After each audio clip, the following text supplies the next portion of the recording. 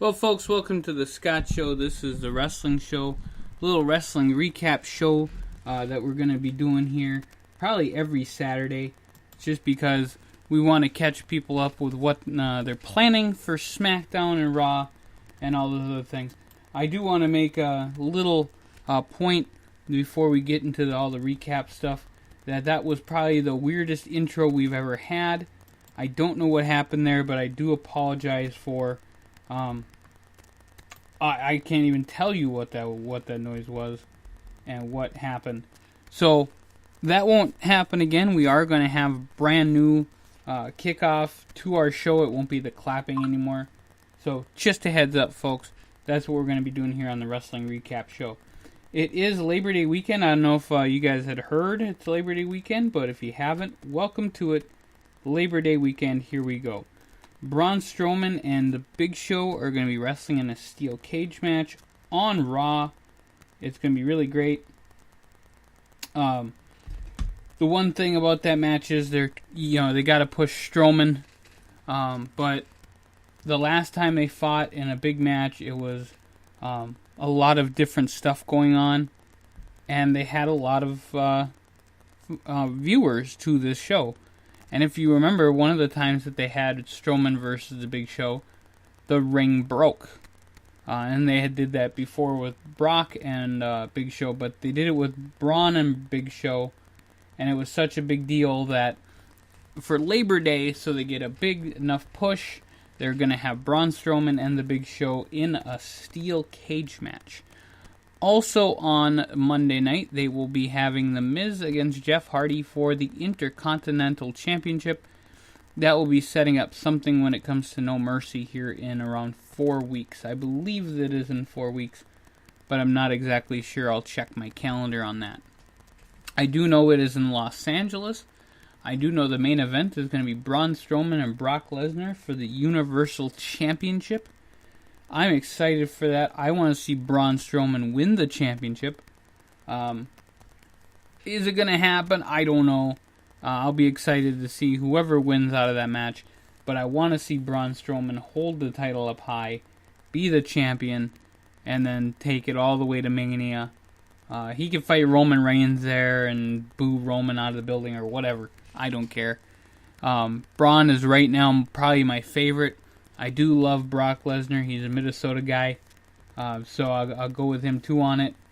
So that fight will be awesome. And I look forward to seeing it now.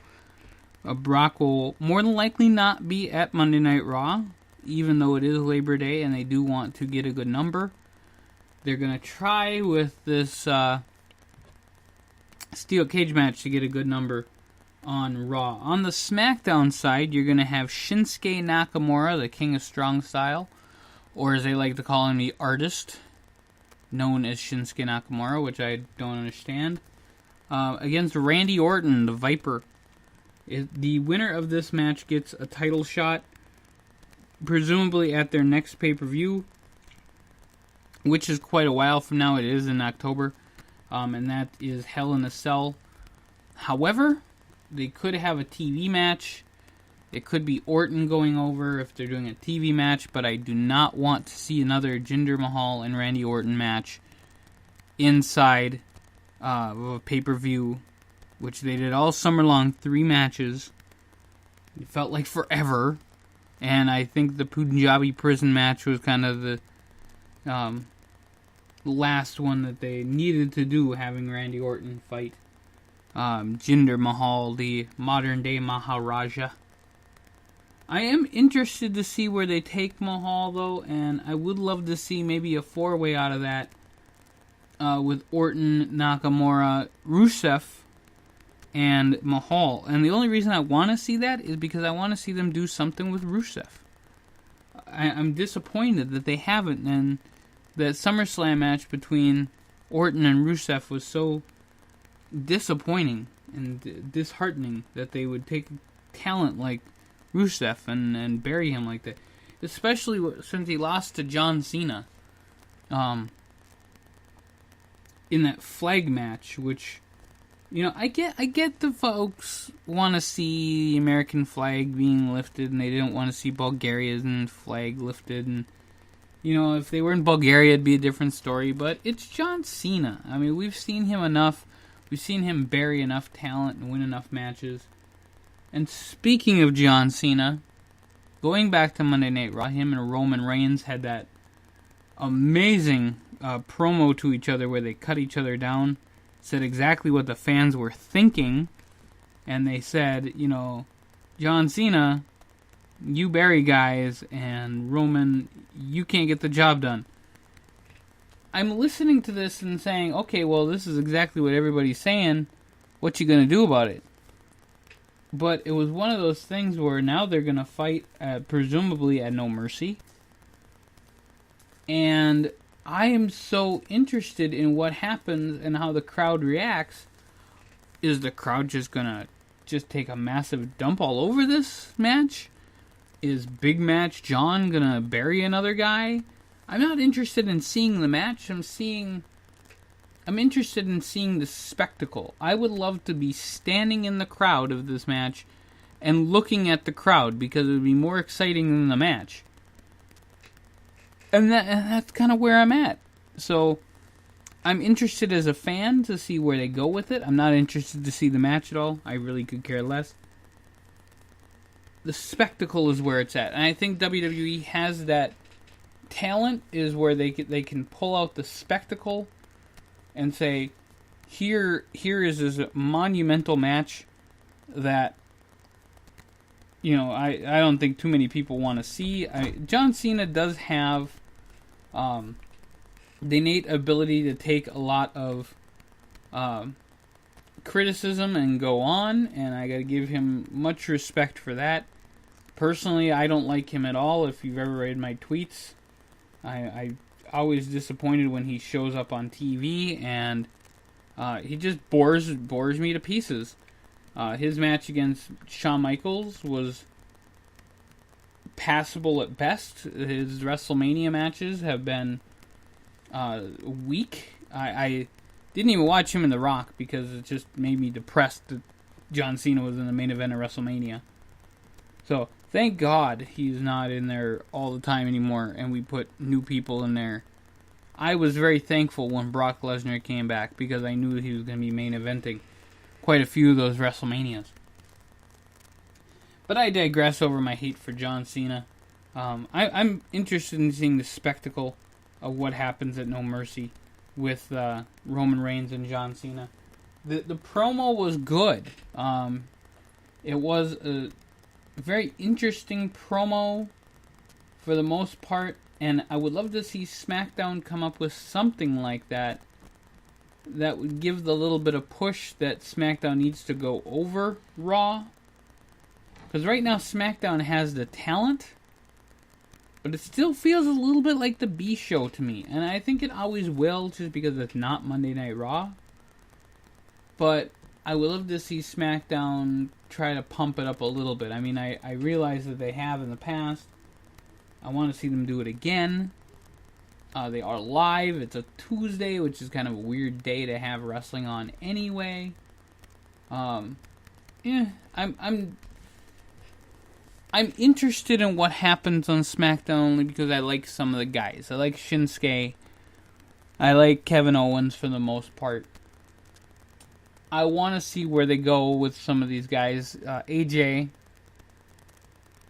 And they have freaking AJ Styles. And Shinsuke Nakamura. And that better be their main event at WrestleMania. Because if it's not, I am just disheartened by everything.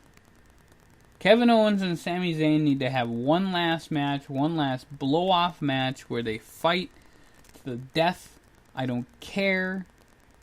That would be fun. These two guys have trained together, lived together, all this other stuff. They would have a great match at Mania. But the main event match for the WWE Championship needs to be Shinsuke Nakamura, and AJ Styles. That's what it needs to be. I said Shinsuke twice because he needs to be the main event of WrestleMania for the SmackDown side. Now, what are they going to do on Raw? Who knows? What are they going to do bringing out Shaq or Mayweather or McGregor or Rousey or whoever they're going to bring out and make the main event. I heard rumors about The Undertaker coming back. The only time I want to see The Undertaker now is I want to see him go in the Hall of Fame. That's the only time I want to see The Undertaker. Other than that, I'm good with The Undertaker, folks. I'm more than pleased about what he's done. I think the guy is like extremely awesome, but I'm good. So there you go. Now, a few other things I wanted to talk about while I've got you guys on the podcast, rocking it here on the Scott Show Wrestling Show, the recap on Saturday. I want to talk a little bit about BOLA. And for people who don't know what BOLA is, it is the Battle for Los Angeles, or the Battle of Los Angeles, BOLA. And the reason I wanted to talk about it is one of the biggest tournaments in the independent scene with a lot of folks out there. Pentagon X, or however his name goes now, is there. Jeff Cobb is there. A lot of names that a lot of casual fans probably don't know. But check it out, because they have had Kevin Owens was in there. Kenny Omega was there. He's actually wrestling this weekend in Los Angeles for that promotion in there. I think it's PWG that puts it on. If I'm wrong on that, I'm sure I'll get some heat, but that's okay. But the Elite will be fighting, and it's Kenny Omega and two other guys against some luchadors. And the reason I say it that way is I don't care for the team that is teaming with Kenny Omega. I think that's the only reason I don't have a Bullet Club shirt yet, folks. The only reason is because I am not a fan of the team that will not be named, because I am definitely one of the members of the Cult of Cornette. And so I'm not going to talk about him. But I will talk about Kenny Omega, because guess what? The guy is good at what he does, and he is talented at what he does. So there we go. So, folks, other things I wanted to just chat about really quick and get off my chest here is the Rosemary Sexy Star thing. I realize it has probably been done to death now. I was listening to a podcast earlier. If it is a work, whatever. But Rosemary's coming out of this looking like a star. And if you guys haven't heard about this, apparently Sexy Star, who's a wrestler in Mexico, decided to hold on Rosemary too long and not in however the match was laid out, and injured her on purpose. I think that if it is true that Sexy Star did that, I think that it is deplorable that in pro wrestling you would hurt somebody on purpose when you guys are going out there and putting on a show. However, if it is a work, like I've heard rumors that it would be, it was a pretty darn good job from both of them. So whatever it is, whoever it's all about at the end of the day, I'm interested to see what happens, and I think it makes women's wrestling look better anyway. Just because it shows you who the professionals are and what they can do. So that's the big thing in Mexico, and I know Triple Mania happened same day as Mayweather and McGregor. Dr. Wagner Jr. lost his mask, and a lot of people were talking about how he looked, and the fact that he looked like the most amazing man, or whatever, the Dos Equis commercial. So that was very interesting how they put that all out there. And the last thing I wanted to talk about, and if you folks know and follow the hashtags that I have on there, GFW was one of the things that were hashtagged. Also, New Japan was too. I kind of covered that with the Battle of Los Angeles stuff. We'll talk about the IWGP titles very shortly, very soon on this show. But GFW has a new champion in Eli Drake. Alberto El Patron is not the champion anymore based on what he was stripped of the title. Eli Drake is the champion. I'm not exactly, sold on that. I want to see what they do with him. Unfortunately, I'm not sold with a lot of people that have held that title. And that title used to be known as the TNA Championship. Now it is known as the GFW Championship. GFW Global, I think, Championship.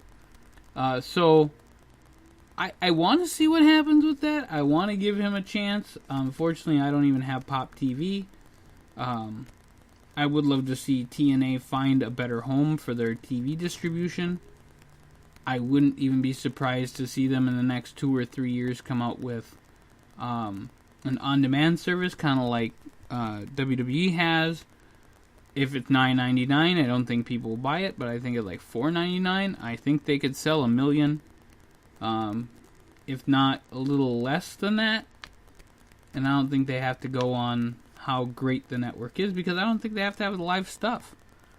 But I think I would love to see more wrestling from them.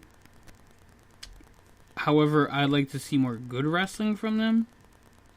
And some of their old stuff is just classics. And folks, I'll tell you, they have some really great matches between Kurt Angle, Samoa Joe, a lot of people on WWE. I would love to see how they fit that all in.